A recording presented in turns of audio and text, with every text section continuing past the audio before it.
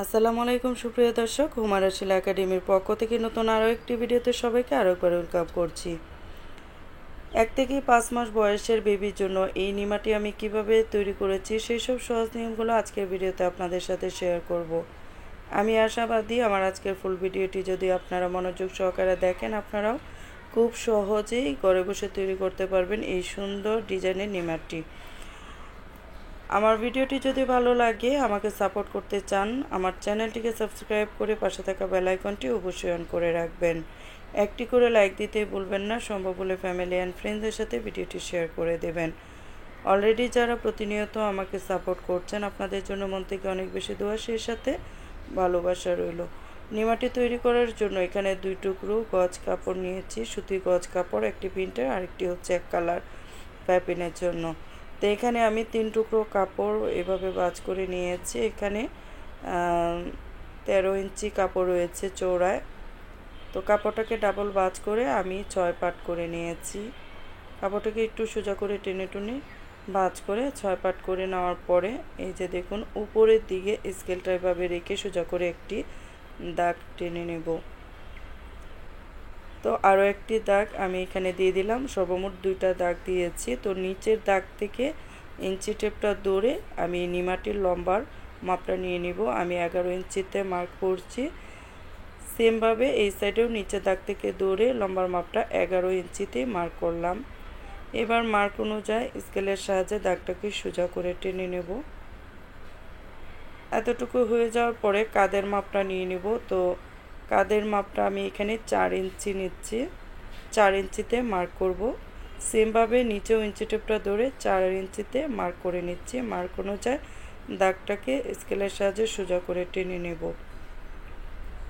এতটুকু হয়ে যাওয়ার পরে আমি বগল বা আরমোলের জন্য 4 ইঞ্চিতেই সেমভাবে মার্ক করছি এবং দাগটিকে সোজা করে টেনে নিয়েছি। এবার বডির মাপটা নিচ্ছি 5.5 ইঞ্চি, হাফ ইঞ্চি সেলাইয়ের জন্য এক্সট্রা রেখেছি।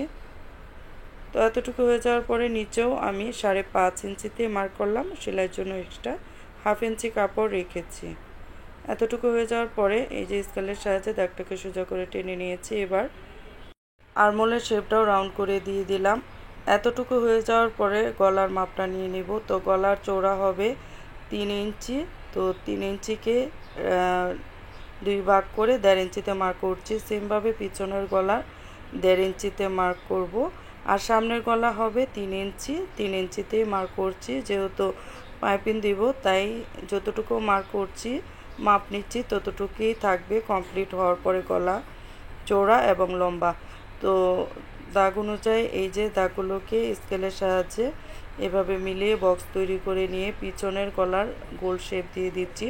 শুধু পিছনের গলাটাই গোল শেপ দিব। তো প্রথমেই পিছনের গলাটা কেটে নিয়েছি। এইভাবে কাঁধের দিকে হাফ ইঞ্চি ডাউন করে কেটে নিয়ে এই যে মার্ক অনুযায়ী কাপড়টুকু কেটে নিয়েছি। এতটুকু হয়ে যাওয়ার পরে এখানে যেহেতু 3 পাট কাপড় রয়েছে, মানে 3 টুকরো কাপড় রয়েছে, এখান থেকে একটা পার্ট আমি সরিয়ে নেব। এবার এই যে 2টা পার্ট আছে, এই 2টা পার্টকে আমি আবারও সুন্দর করে ভাঁজ করে নেব এবং সামনের গলাটাও কেটে নেব। সামনের গলাটা একটু ভি শেপ দেব। তো এই যে দেখুন, এভাবে ধরে স্কেলটা একটু ভি শেপ দিয়ে দিচ্ছি। এভাবে মার্ক করে মার্ক অনুযায়ী কেটে নিয়েছি। এতটুকু হয়ে যাওয়ার পরে দেখুন এখানে 2টা পার্ট রয়েছে, আমি আলাদা করে ছাড়িয়ে নিচ্ছি। এই যে আরমোল থেকে ধরে নিচে 2 ইঞ্চিতে মার্ক করে নিলাম। এবার এই গলা থেকে এভাবে ধরে মার্ক করে নিচ্ছি। একটু একটু করে এভাবে দাগ দিয়ে দিব। এই দাগ অনুযায়ী আমি কাপড়টুকু কেটে ফেলব এবং এই যে দেখুন এই সাইড থেকে ধরে, মানে ডাইন সাইড থেকে ধরে 7.5 ইঞ্চিতে বা 7 ইঞ্চিতে মার্ক করলেও হবে। এই যে এইভাবে কেটে নিয়ে এইভাবে কেটে নিয়েছি। এতটুকু হয়ে যাওয়ার পরে এখানে আরও এক টুকরো কাপড় নিয়েছি, মানে আরও একটি পার্ট নিয়ে নিলাম। এই যে দাগটা ভাঙ্গা দেওয়ার পরে দাগটা হয়েছে, এই দাগ অনুযায়ী এভাবে একটি সোজা করে দাগ দিয়ে কেটে নিয়েছি মাঝ বরাবর। তো এখান থেকে একটি পার্ট আমি নিয়ে নিয়েছি। এই যে দেখুন বাম সাইডের পার্টের উপরে ডান সাইডের পার্টটা এভাবে রাখবো এবং পিছনের পার্টটা এর উপরে সোজা পাশটা মুখামুখি করে তারপরে কাঁধের জয়েন্টটা দিয়ে দেব। এবার এখানে এক কালারের কাপড়ের টুকরাটা নিয়েছি, এটা হচ্ছে 34 ইঞ্চি লম্বায় রয়েছে। এই কাপড়টা এভাবে ডাবল ভাঁজ করে 4 ইঞ্চিতে মার্ক করব। এটা কুচি দেওয়ার জন্য এখান থেকে 4 ইঞ্চি চৌড়া কাপড়টা আমি কেটে বের করে নেব, তাই যাতে কম বেশি না হয়ে যায় আমি 4 ইঞ্চি করে মার্ক করে স্কেলের সাহায্যে দাগটাকে এভাবে সোজা করে টেনে নিচ্ছি। সোজা করে টেনে নেওয়ার পরে এই যে দাগ অনুযায়ী কাপড়টাকে কেটে নিয়ে এই কাপড়টুকু এই কাপড়ের উপরে এভাবে রেখে আরও এক টুকরো কাপড় আমি কেটে নিয়ে নিব। আপনারা যদি কুচি চৌড়াটা আরও বেশি করতে চান বা কম করতে চান সেক্ষেত্রে বাড়িয়ে বা কমিয়ে নিয়ে নেবেন। তো ডাবল ভাঁজ করে এখানে 17 ইঞ্চি রয়েছে, সর্বমোট মানে 75 ইঞ্চির মতো লম্বা আছে কুচির কাপড়টা। তো এইভাবে ডাবল ভাঁজ করে তারপরে কুচি হবে। এখানে 4 ইঞ্চি চৌড়া কাপড় নিয়েছি, ডাবল ভাঁজ করব, চৌড়ায় 2 ইঞ্চি পরিমাণ থাকবে আর কি। তো পটি দেওয়ার জন্য কাপড়টুকু এভাবে আড়া করে কেটে নিয়েছি। এবার এই কাপড়টুকু আমি জয়েন দিয়ে লম্বা করব, যেহেতু কাপড়ের টুকরাটা ছোট। আপনাদের কাছে যদি বেশি কাপড় থাকে বা লম্বা কাপড় হয় তাহলে আর জয়েন দেওয়ার প্রয়োজন হবে না। তো আমার যতটুকু লম্বা কাপড় লাগবে পট্টির ততটুকু লম্বা করে নিয়েছি সেলাই করে। আর কিভাবে সেলাই করছি দেখে নিশ্চয়ই বুঝতে পারছেন। আমার 3 টুকরো কাপড় লাগবে পাইপিংয়ের জন্য। 3 টুকরো কাপড় আমি জয়েন দিয়ে লম্বা করে রেখেছি। এবার আমি কাঁধের জয়েন্টটা দিয়ে দিব। তো দেখুন, সোজা পাশটা উপরের দিকে রেখে উল্টা পাশটা নিচে রেখে এভাবে কাপড়গুলো মিল করে রাখতে হবে। রেখে পিছনের পাটটা উপরে দিয়ে দিব, দিয়ে সোজা পাশটা মুখোমুখি করে উল্টা পাশে এই যে দেখুন 1/2 ইঞ্চি বা 2 সুত পরিমাণ কাপড় বাইরের দিকে রেখে কাঁধের জয়েন্টটা দিয়ে দিতে হবে। তো ডাবল সেলাই করে নিচ্ছি। এতটুকু হয়ে যাওয়ার পরে একটু মনোযোগ সহকারে ফলো করুন। এই যে গলার এখান থেকে ধরে পাইপিংটা সেলানো শুরু করব। তো এই যে সবচেয়ে লম্বা যে পাইপিংটা আমি জয়েন দিয়ে রেখেছি সেই পাইপিংয়ের কাপড়টা মানে উল্টা পাশটা ভিতরের দিকে দিয়ে ডাবল ভাঁজ করে এই যে দেখুন এই নিমার বডির পিছনের দিক দিয়ে দিয়ে দেব উল্টা পাশে। এই যে জয়েন দিয়ে মানে নিয়ে নেব আর কি।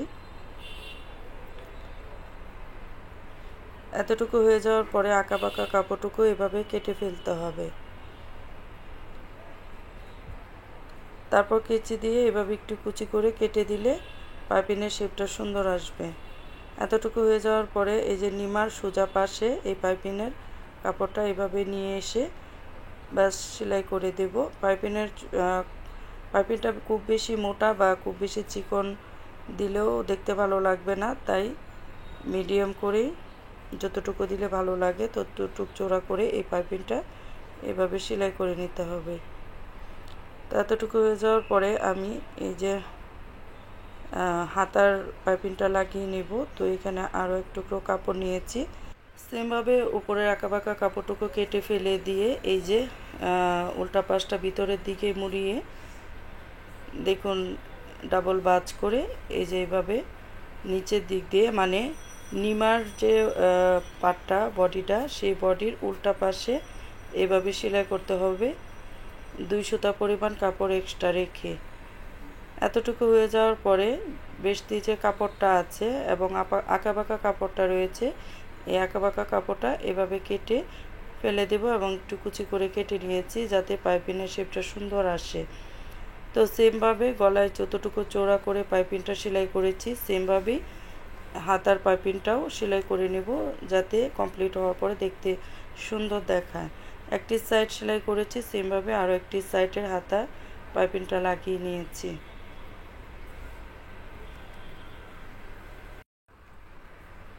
এতটুকু হয়ে যাওয়ার পরে আঁকাবাঁকা কাপড়টুকু কেটে ফেলে দিতে হবে।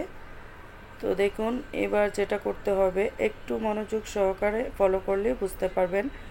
কাপড়টা কিন্তু এখন আমি উল্টিয়ে নিয়েছি, তো একটি সাইডে রেখে দিয়েছি এবং এখানে 2 টুকরো আড়া কাপড় নিয়েছি। এই যে এই কাপড়টা দিয়ে আমি এই ফিতা তৈরি করেছি এবং একটি ফুল দিয়েছি আর কি, দুটো ফুল দিয়েছি দুটো ফিতার মাথায়।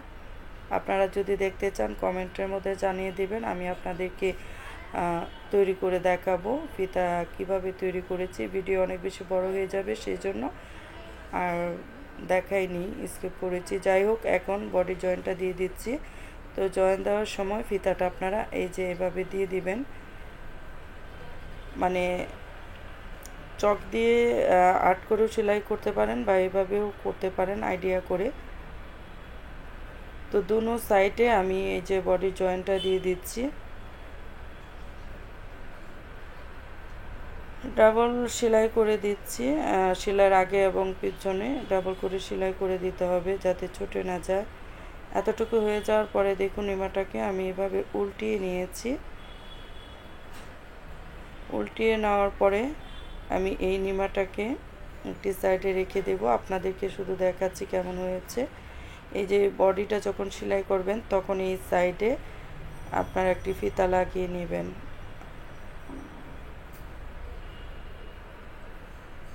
তো কুচির কাপড়টা কেটে রেখেছিলাম, সেই কুচির কাপড়টা নিয়ে নিলাম। এখন দেখুন এই কাপড়টাকে আমি জয়েন দিয়ে লম্বা করে নেব, যেহেতু কুচির কাপড় একটু শর্ট ছিল।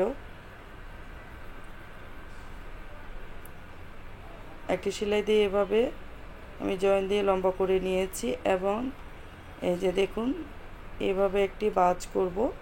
আর আমি যে জয়েন দিয়েছি সেই জয়েনের মানে উল্টা পাশে আর কি করতে হবে, বা সোজা পাশে সেলাইটা দিতে হবে। জয়েনটা ভিতরে রেখে সেলাইটা করতে হবে এবং আঁকা বাঁকা কাপড়টুকু কেটে ফেলে দিয়ে এই যে কুচিটা দিয়ে দিব। তো কুচিটা আপনারা আপনাদের ইচ্ছা অনুযায়ী দিতে পারেন এবং 3 ইঞ্চি রাউন্ড করে আমি এই যে সাইডে কেটে নিলাম। এই পট্টির কাপড়টা মানে কুচির কাপড়ের যে কোনো এক সাইডে 3 ইঞ্চি এইভাবে ডাউন করে একটু কেটে নেবেন এবং কুচি দিয়ে দেবেন। কুচিটা আপনাদের চয়েস অনুযায়ী দিয়ে দিবেন, 1/2 ইঞ্চি মোটা করে বা আরও চিকন করেও দিতে পারেন। তো দেখুন এই যে কোণাটা, এই কোণা থেকে ধরবো 3 ইঞ্চি ডাউন করে যে কেটেছিলাম এক মাথা, এই মাথা এই সাইডে থাকবে এবং এই যে ফিতা আমি তৈরি করে রেখেছি এই ফিতাটাও এর সাথে এখানে কোণায় জয়েন দিয়ে দিব। এই যে এখান থেকে ধরে একদম এভাবে সাইডে সম্পূর্ণটা সেলাই করে নেব। এতটুকু হয়ে যাওয়ার পরে সুতাগুলো কেটে আঁকা বাঁকা কাপড়টুকু কেটে ফেলে দেব।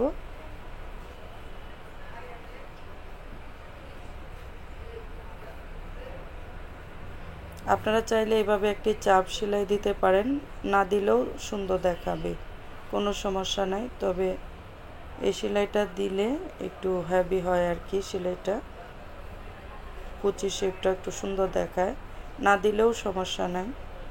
তো এতটুকু হয়ে যাওয়ার পরে এই যে দেখুন সামনের যে অংশটা আছে এদিকে এভাবে মুড়িয়ে চিকন করে একটি সেলাই দিয়ে দেব। বুকের সাইডের এক সাইড এভাবে সেলাই করে নেব। তো অলমোস্ট আমার এই নিমাটি কিন্তু তৈরি করা হয়ে গেছে। আমি আপনাদেরকে জাস্ট একটু দেখাই কেমন হয়েছে। এই যে দেখুন আমি এই 2 সাইডে বুকে এবং নিচের সাইডে টিপ বোতাম লাগিয়ে নিয়েছি, আর একটি ফিতা আপনাদেরকে দেখিয়েছি সেলাই করে, আরেকটি ফিতা অফ ক্যামেরায় সেলাই করে লাগিয়ে নিয়েছি। অ্যাকচুয়ালি এটা যখন আমি বডি সেলাই করব তখনই বডি সেলাইয়ের সাথে এই ফিতাটা লাগিয়ে নিতে হয়, আমি ভুলে গিয়েছিলাম সেই জন্য সরি। তো কমপ্লিট হয়ে গেছে, আজকের মতো এখানে বিদায় নিচ্ছি। আল্লাহ হাফেজ।